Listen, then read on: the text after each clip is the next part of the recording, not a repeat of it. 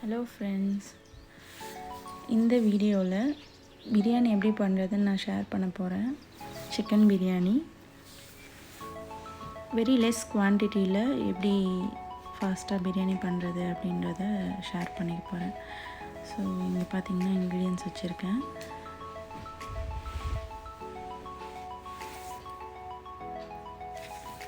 So இன்க்ரீடியன்ஸ்லாம் ready பண்ணியாச்சு.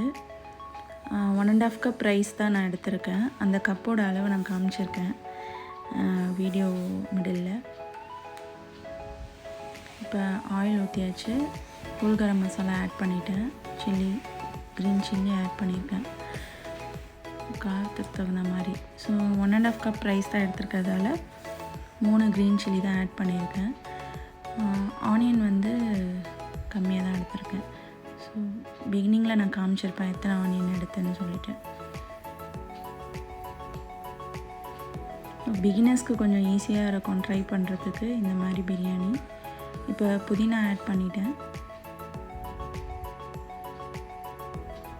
பாதி கையளவு இருந்தால் போதும். அரை கைப்பிடி புதினா, அரை கைப்பிடி கொத்தமல்லி. ஸோ அதை ஆட் பண்ணி நல்லா வதக்கிக்கிறேன். ஸோ இங்கே பார்த்திங்கன்னா ஆனியன் வந்து நல்லா ப்ரௌன் ஆகிற வரைக்கும் ஃப்ரை பண்ணியிருக்கேன். இஞ்சி பூண்டு பேஸ்ட் போட்டேன். இப்போ அதில் வந்து 1.5 ஸ்பூன் வந்து இஞ்சி பூண்டு பேஸ்ட் ஆட் பண்ணியிருக்கேன்.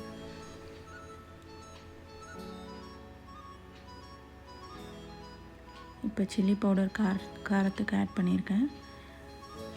அது பார்த்திங்கன்னா பிரியாணி மசாலா என்னன்னு பார்த்திங்கன்னா பட்டை, கிராம்பு, ஏலக்காய் 3 ஈக்குவல் குவான்டிட்டியில் எடுத்து அரைச்சி வச்சுப்பேன். நான் லைட்டாக ஃப்ரை பண்ணிவிட்டு அரைச்சி வச்சுப்பேன்.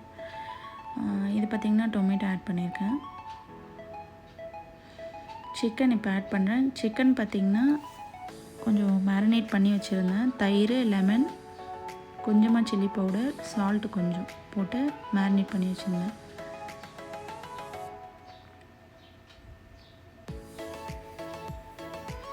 இந்த கப்பில் தான் நான் ரைஸ் எடுத்தேன். 1.5 கப் ரைஸ் எடுத்தேன்.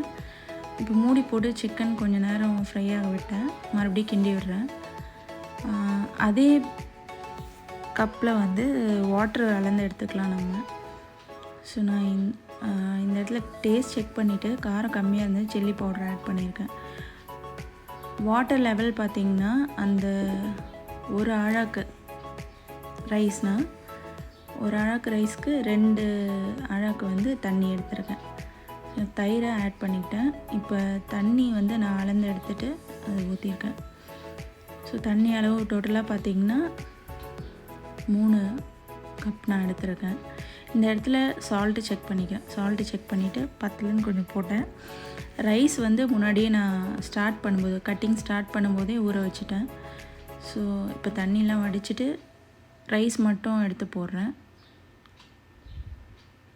ஸோ மூடி போட்டு நல்லா ஹை ஃப்ளேமில் கொதிக்க விட்டு இப்போ தண்ணியெலாம் நல்லா வற்றிருச்சு. வற்றினோன்னே தோசைக்கல் வச்சு அதில் தம் போட்டேன்.